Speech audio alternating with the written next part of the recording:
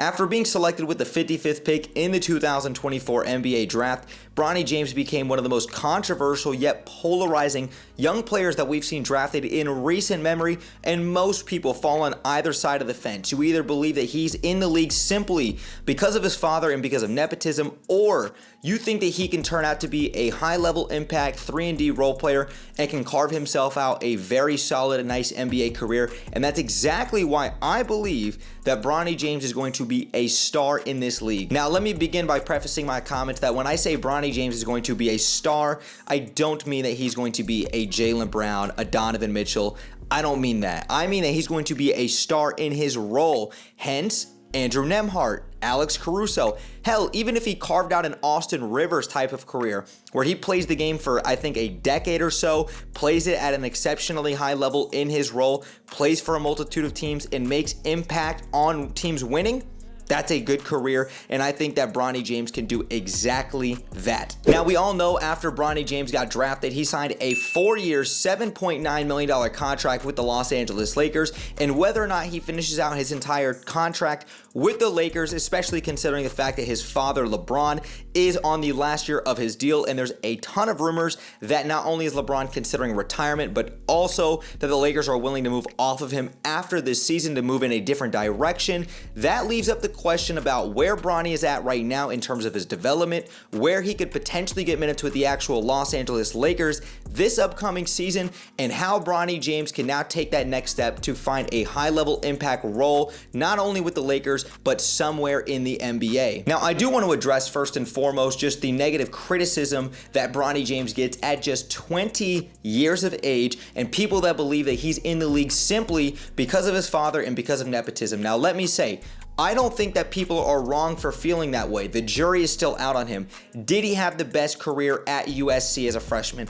Of course not. But were there flashes of potential, raw athleticism, and a pathway to success in the NBA? Absolutely. And here's what convinced me that Bronny James is going to be a high-level impact role player in the NBA and be a star in his role, is when I had the opportunity to cover the NBA G League Winter Showcase here in Orlando, Florida last December, and I got to cover Bronny up close, watch this guy and see how he plays up close and personal. That was an NBA player to me right then and there, because I have already been covering the NBA for the last 2 seasons with the Orlando and Osceola Magic. When you watched Bronny James, his tempo, the way that he has poise about him, his court vision, and obviously his sheer athleticism, that was on full display during that G League Winter Showcase. Even though I believe it was just 2 games that I had covered him, I could see the potential. Just want to take a moment to say, if you are enjoying today's video and appreciating this type of work and coverage from me, the best and easiest way to support me is by liking, commenting, and subscribing down below. It's free and it helps me out tremendously. My goal is to get this channel up to 1,000 subscribers by the end of August. And if you guys want more exclusive content from me outside of YouTube on my social medias, the links are in the description down below in the link tree. But thank you so much, and let's go ahead and get back to today's video. And what convinced me the most was not just the Winter Showcase, having covered him and seeing him up close, it was the development that I saw from back in December till now at the NBA Summer League, where you could clearly see he took more control of the offense, he was given a bigger opportunity, he looked more poised, more under control, played with great tempo, and was still able to not only score at an efficient level, but he was able to get others involved, and you could see the growth and development at just such a young age. In such a short time frame, maybe 6 to 7 months, Bronny James looked like a completely different player from what I saw at the G League Winter Showcase, comparatively speaking to what I saw from him at the NBA Summer League, even though I wasn't in Vegas, having just watched on TV, going back and watching the tape. He looks like he developed a ton. Now, just going through some of the overall statistics of what Bronny James did in his rookie year, not only for the Los Angeles Lakers, but we'll talk about the South Bay Lakers and what he did at the Summer League. Let's go ahead and talk about what he did briefly for the Los Angeles Lakers. In 27 games, just under 7 minutes a game, Bronny averaged 2.3 points and just under 1 rebound, 1 assist per game, shot a poor 31.3% from the field and 28.1% from three-point range.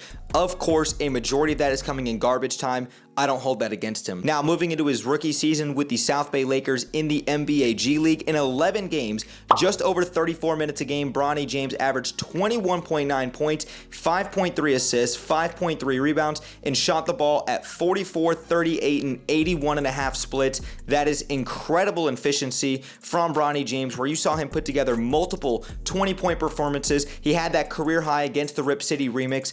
Bronny James looked like he belonged, and he looked like he could be one of the best young G League players in the game of basketball. And then moving into this year's Summer League, Bronny James averaged 14.3 points, 2.8 rebounds, 3.8 assists, shot 47.6% from the floor, 30% from behind the arc, and 78.6% from the charity stripe. Now, do any of these numbers pop out to you and say, wow, that guy is a future G League MVP?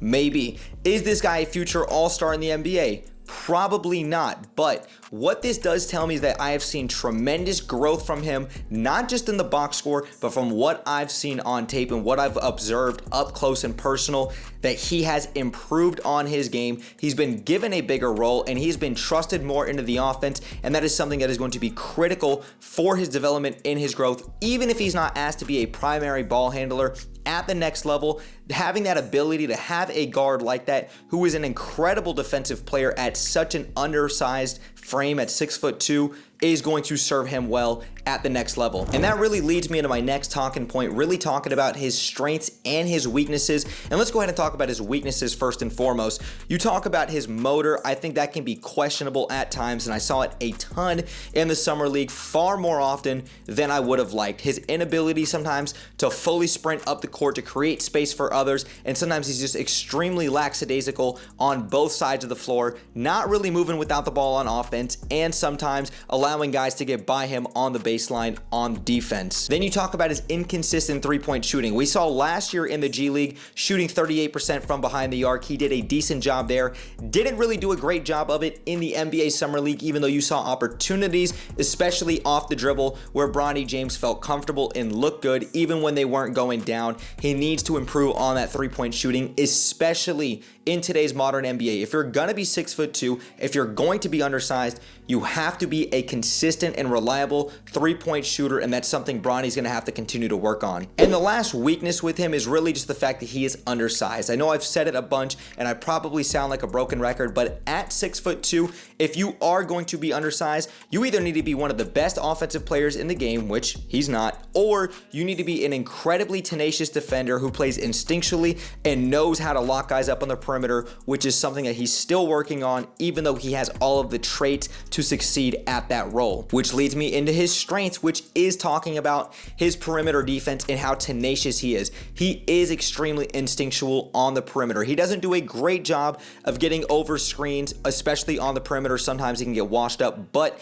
you see the effort there. You see more often than not, he's trying to get in guys' grills, be a pest defensively, and honestly, that's more than you can ask from a ton of NBA players, and I think Bronny excels in that. Talking about offensively speaking, you see the athleticism, the ability to get downhill, jump up, dunk it over multiple defenders, his ability to get downhill, push the pace, play within tempo, and something that I absolutely loved about what I saw from him at this year's Summer League was his ability to come off of pick and roll and not just dive straight towards the basket and try to collapse the defense. He was able to stay poised, create offense for himself, work out of isolation through step backs, through spin moves, creating offense for other players by dishing the ball underneath. He did a very good job in terms of his development there, which is something that I can't speak enough about. Now, Bronny James is kind of in a weird predicament this year with the Los Angeles Lakers, where I'm not really sure that there's going to be opportunities for him both offensively and defensively speaking in terms of getting rotational minutes and jumping some of the guys on the depth chart.